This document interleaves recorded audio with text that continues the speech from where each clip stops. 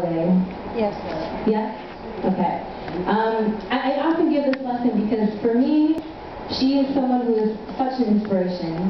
Her life was so hard, so hard. She came from nothing, and yet she had the strength to kind of pull herself out of that nothing, and not only that, say what she wanted to say. And for that, I really admire her. But as a young girl, her father abandoned her family, and she and her mother moved to Harlem in New York City.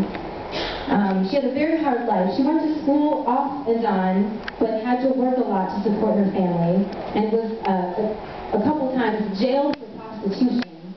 She was a prostitute in order to get more money for herself and for her family. And then as a 15-year-old, she began to sing gigs in different joints and different bars and clubs throughout Harlem. And though she had no formal training, she realized that she had something. She had a gift. And eventually other people realized as well. She kind of became a rising star and was discovered in 1933 by a talent scout, John Hammond. A talent scout is someone that is a producer of musicians and kind of goes out into the community and goes to different joints to see and watches different gigs to see if he can find anybody that he thinks is worthwhile to sign for a deal. And he set her up on a lot of different gigs with Benny Goodman's big band, with Count Basie, with Artie Shaw. And the really cool thing about Billie Holiday playing with Artie Shaw is it was an all-white orchestra. And she was the first black woman that was featured in an all-white orchestra. Now, I can't imagine what that would feel like to be a black woman surrounded by 30 white men in front of a crowd of people. It must have been a really interesting feeling for her. But her popularity, she was very popular among talent scouts, but her popularity among audiences, grew more slowly and steadily. But eventually people began to dig her music. They really liked her sound. To dig something means like to really like something. And specifically her ability to scat sing. Billie Holiday doesn't have a very good range vocally, but she really knows how to scat sing very, very well. And then by the 1940s, she became a very popular star. Okay, the poem Strange Fruit was originally written by Abel Mutable. I'm probably not pronouncing that right. And he was a Jewish high school teacher from the Bronx. And he wrote this song because of this photo that you see up there. It's a very powerful image. It was a photo of the lynchings of Thomas Shipp and Abram Smith in Marion, Indiana. And I think for me, every time I see this photo, I get chills. It sickens me. But I think what really chills me is the face of this white man right here, right there. And just the look of accusation in his eyes and pure hatred. It's like he's proud of what happened and he's like, I'll do it again. That's what I see in his eyes, and it just terrifies me. And it was the poem which this man wrote. He also set to music, and it was eventually published in 1936 in the New York Teacher, which is a kind of more progressive newspaper at the time.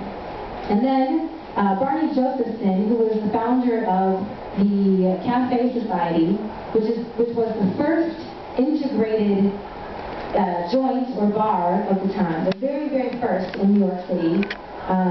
He introduced the song to Billie Holiday. And at first she didn't want to sing it. She was like, I am not having any part of that. I'm just now experiencing success, both monetarily, socially. I'm being accepted into white crowds and black crowds. I don't want to jeopardize it. And imagine, she came from nothing. I wouldn't blame her if she didn't want to sing the song either. But eventually he convinced her to sing the song. And now I'm going to play the song for you, if I can. Let's see. I don't know how to make this small. Yeah.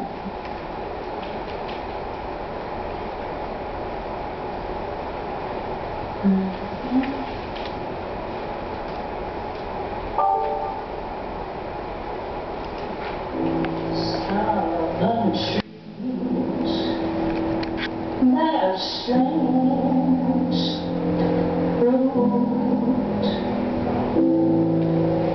blood on the leaves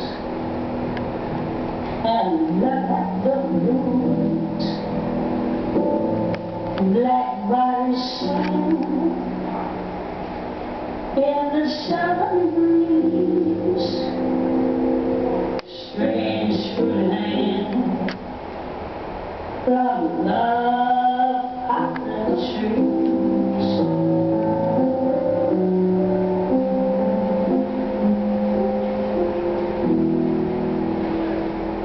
Pastoral scene of the gallant south, with bulging eyes and the twisted mouth, scent of magnolia, sweet and fresh. Then the sudden smell of burning flesh. Here is a fruit for the crows to pluck, for the rain to gather, for the wind to suck, for the sun to rock, for the tree to drop.